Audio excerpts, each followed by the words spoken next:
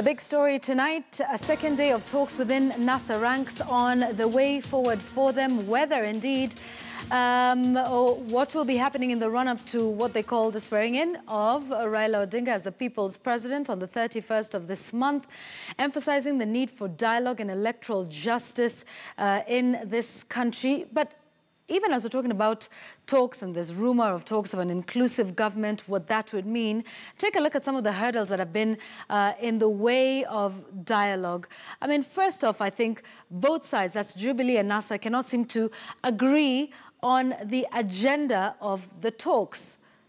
President Uhuru Kenyatta keen to say it will only be about development, and NASA saying it will be about, electoral justice. So they cannot seem to agree on that, but we'll have that for you on screen in just a moment. And then, of course, the next thing is, just hardline stances on both sides, feeling of a winner versus loser by, Jubilee. Jubilee insisting that President Uhuru Kenyatta was validly elected in that second election that took place after the nullification of the August 8th polls. So both sides sticking hard and fast. NASA, as you know, not recognizing the presidency of Uhuru Kenyatta.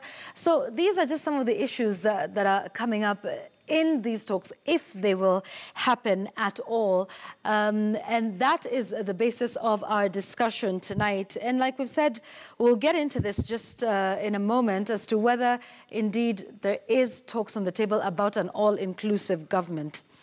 Restructuring the cabinet or the executive, what would that mean? Currently, the Constitution says no more than 22 cabinet secretaries. But listen to what Raila Odinga had to say on restructuring the executive.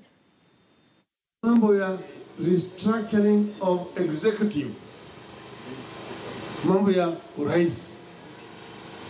Tunataka kuwa na structure ambayo ukiwa hapa Kakamega una haja na mambo yanafanyika Nairobi. That is what they have in Nigeria. People don't care who is controlling Abuja. People are more concerned with what is a local here. Okay, in America, ukiuliza mambo ya Washington DC, hawana haja. Wana mambo tu na gavana yao hapa. What is local? That is what is providing services to the people there. And this is what we must do, and we must sit down and discuss this matter as Kenyans. Unaambiwa tio tulikuwa na katiba juzi ya 2010. Ile katiba ya Amerika ilibadilishwa ndani ya mwaka moja ya kupitishwa. Ile ya Ufaransa ilibatilishwa baada ya miaka mbili. Yetu sasa ni this is the 8th year. I'll get to Kabinga's reaction in just a moment, but Simeha, what Raila is saying sounds awfully similar to what we already have at the moment, which is a devolved system of government with the governor being the chief executive at that level. What would be different under what Raila is proposing? The depth of it, Yvonne, the depth of it.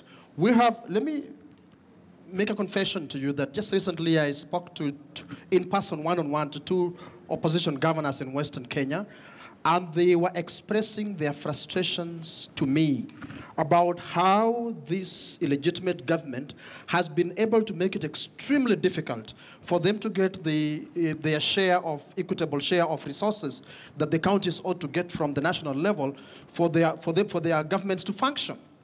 Those are the things we are talking about.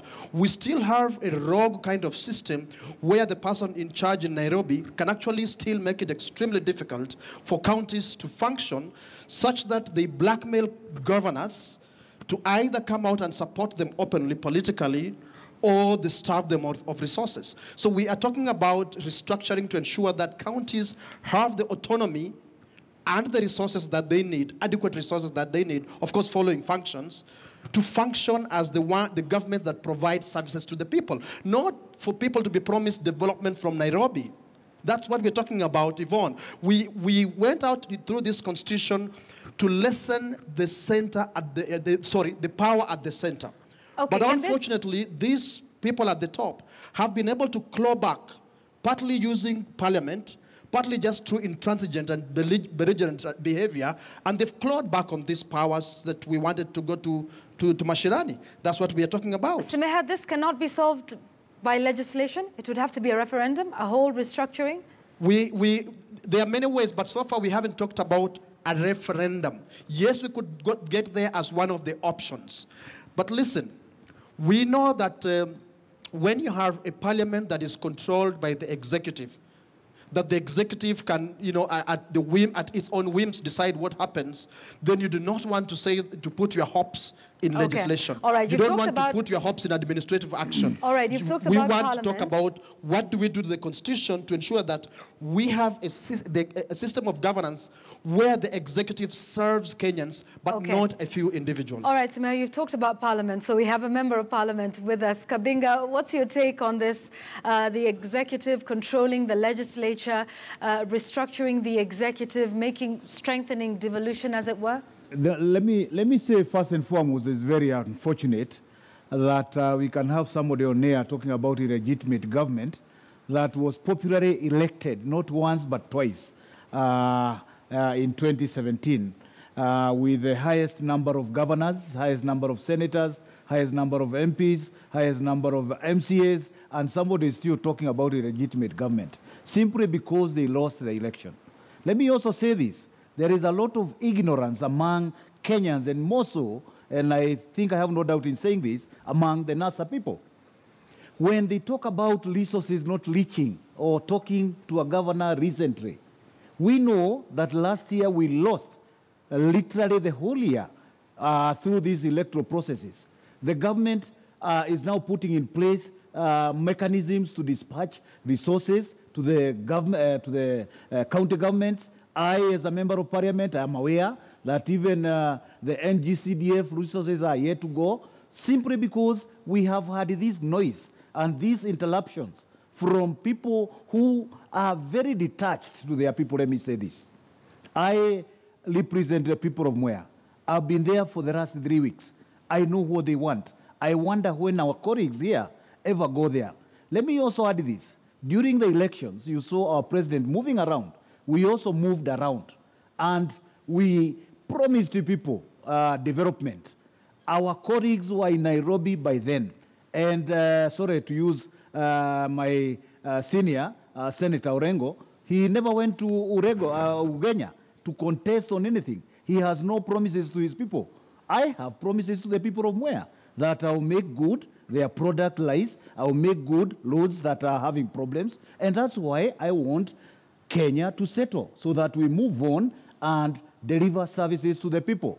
I am not aware of any interference from the government to the county government, but our NASA colleagues constantly want us to believe that there are challenges that their governors are facing.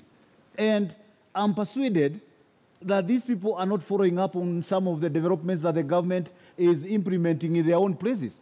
In the papers today, I saw a case where a whole dam of 60 billion is being used to wash clothes. I wish our colleagues can go home and drive their people into making use of some of the resources that are there. And when we talk about exclusivity, I also really feel it because I know how much this government has tried to reach out to all Kenyans. I come from a constituency which is the largest rural constituency in Kenya. And let me tell you, we have not had roads, but we are patiently waiting and knowing that Kenya is large. The government is doing roads in other parts, and it will still come to our part. But when I hear these guys talk about exclusivity, when I also know as that now they are unable to even make a decision on their own way forward because they are exclusive in their own processes, I really get a problem into this. Kabinga, let me ask you this. Yes. If the President, Uhuru Kenyatta, were to make the announcement on the seats and the positions that are remaining within cabinet, yes, and that were to include some members of the NASA brigade.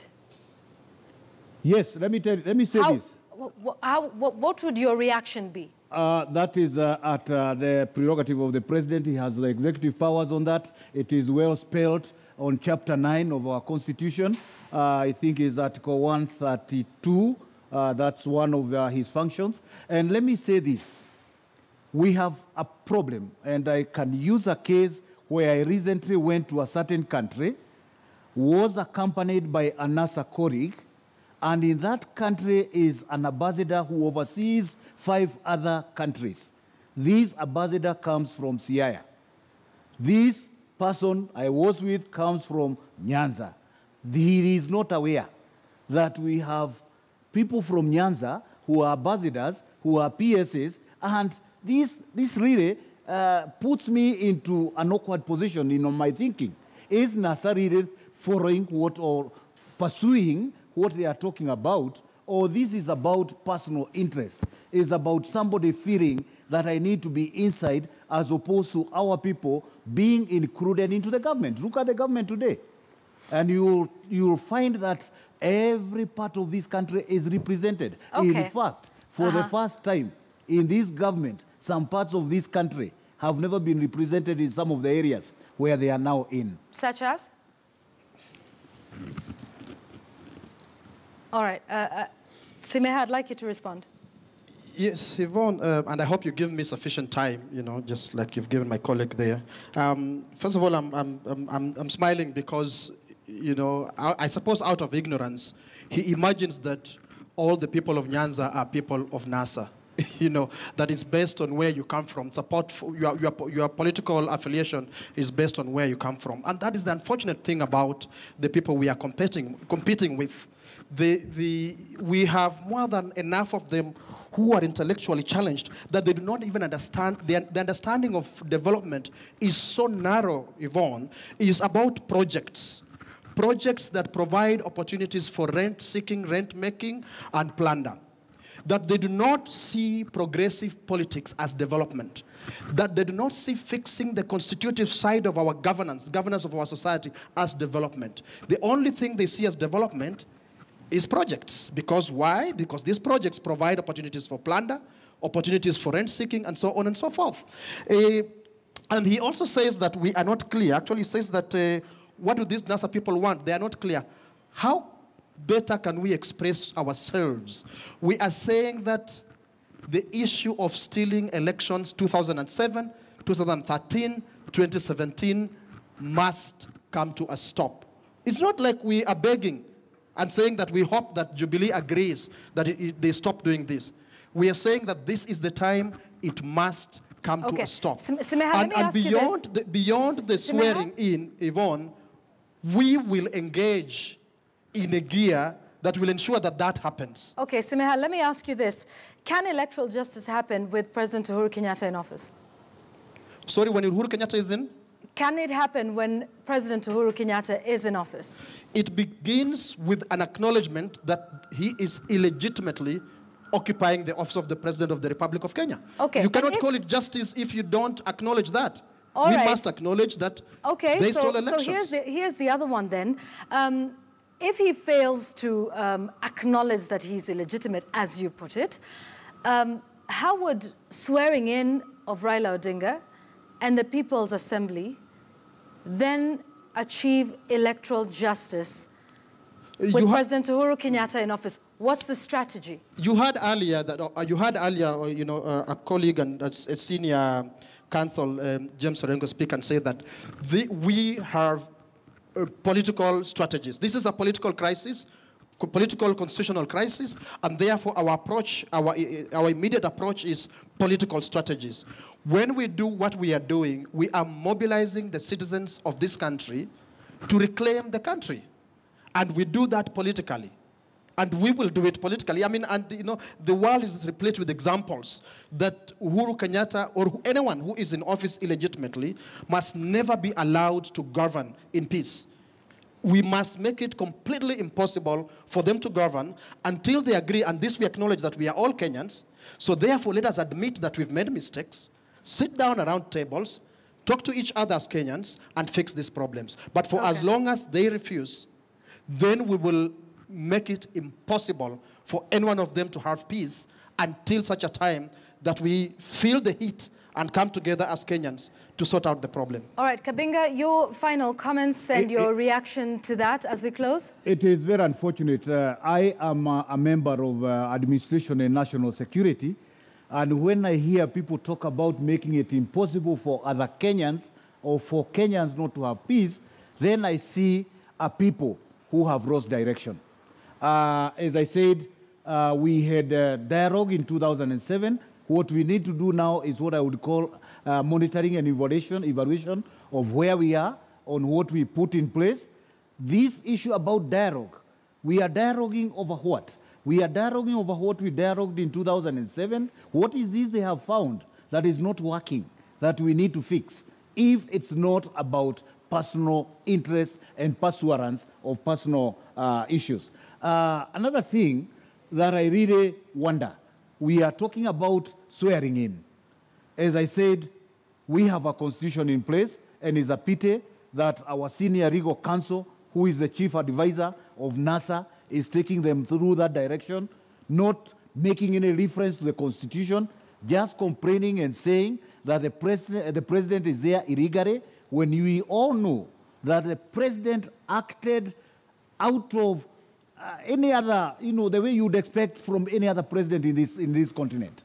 We know presidents in West Africa where they would be declared, who would be told they have lost, and within a week they come back and say, no, our president calmly accepted the legal ruling and waited until August 8th. All right. He was sworn in through or under the Constitution of Kenya. All right, what is this illegality are we talking about? All right, we have to leave it at that. Simeha, I think I have 1 minute to allow you to make your closing comments. Thank you very much. Even if I were to explain again the meaning of this dialogue, that gentleman, I think, would not understand, so I will not make any other attempt. What I just want to say is that, listen, NASA has absolutely no interest in getting into coalition governments for the sake of it, taking up positions for rent-seeking and so on. Absolutely no interest at all. And the people have made it very clear, any of our leaders who attempts that, they absolutely have no support of the people that support NASA. And that we are going ahead with our program of swearing in Raila Odinga. We are going ahead with the program of reclaiming the liberty of this country so that we can sort out the governance debacle that we have as we speak. All right, Can I add one more point? No, we're really out of time. I'm sorry, we have to move on to the next program, but thank you both for coming in, and Kabinga Wachira for making your debut here with us on KTN News and on The Big Story. We thank you very much. We thank you, Jamie Simeha, as well as Senator James Orengo, who was on the show a little earlier. Like Simeha says, time will tell. We've seen and heard this before. What happens now going forward? Time will indeed tell. With just a few days to the end of the month, we'll see how that goes. And that is A Big Story tonight. I'm Yvonne Okwara Matole. Thanks for watching. Up next, Ben Kitili with KTN Prime. Good night.